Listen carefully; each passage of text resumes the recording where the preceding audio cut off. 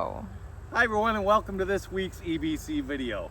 We're in Lakeville, Minnesota at our home again today, actually because today location doesn't matter as much as this prop, bread, because we're going to be thinking about Jesus as the bread of life again. We're still in John 6 and we're going to do verse 35 again and then 41 through 51. Right, 35 is the one where Jesus says, I am the bread of life. Whoever believes in me will not be hungry and will not be thirsty. All right, now right after that, we start one of these great lessons where Jesus is confronted by people who are mad and they say, wait, we know Jesus. He's the son of a carpenter. We've heard this before, right? And they say, how can he say that he's been sent from heaven and that he's the bread of life?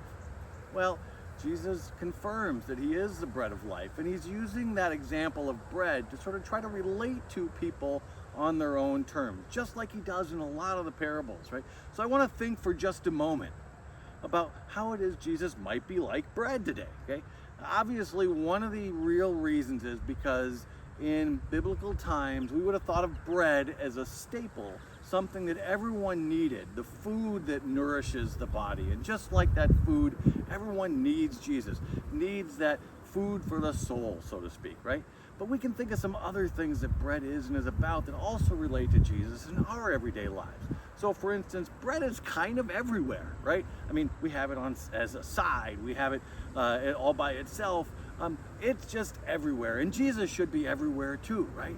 Now, bread is also something that we use in a lot of different ways. Sometimes we put jam on it, sometimes we just eat it by itself, sometimes it's a whole sandwich, right? And that's how Jesus fits into our everyday lives too. He can be a lot of different things for us in the moment that we need him to be those things, okay?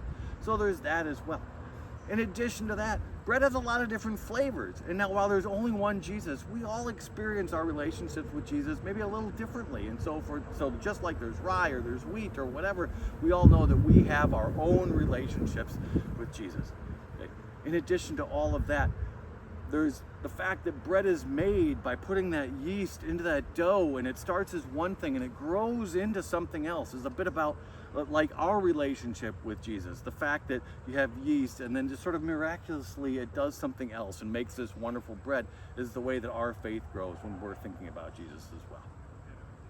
There are lots of ways that you can think about Jesus being comparable to bread, some of which he was referring to specifically in John 6, some of which we can just think about for ourselves.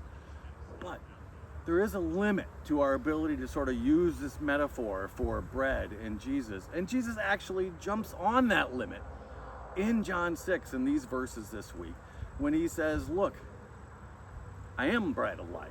But just like Jesus brought manna down from heaven for the Israelites, you know what? Those Israelites died. And Jesus is very blunt about that. He says, what I'm talking about is a bread of life that means that you'll have eternal life.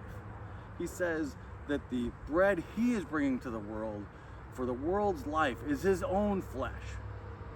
Now the verses stop there with 51. And, you know, I want to move on just a little bit to say that the crowds that Jesus was teaching at that moment, still in the verses that follow, can't quite get their head around what's happening here. They're still sort of stuck in the literal. Like, wait, did he just say that he's going to be bread, but we're going to have to eat his flesh? And then they get stuck on that, and Jesus goes on to explain further. It's important to remember that the metaphor exists to help our understanding. It isn't the end of our understanding, right? Just like we need nourishment, but we also need that spiritual growth. God is asking us to both consider him as that everyday nourishment for us, to consider Jesus as everyday nourishment, but also then to be thinking about Jesus in the way in which ultimately he died on the cross for us, to give us that eternal life. So this week, as you're thinking about Jesus, think about, for instance, the fact that he's with you every day in all sorts of different ways, just like that bread, but also that the one thing that Jesus really gives us at the end is that when we believe in him, there's something bigger than the bread, bigger than life. It's that eternal life and salvation. Have a great week, everybody.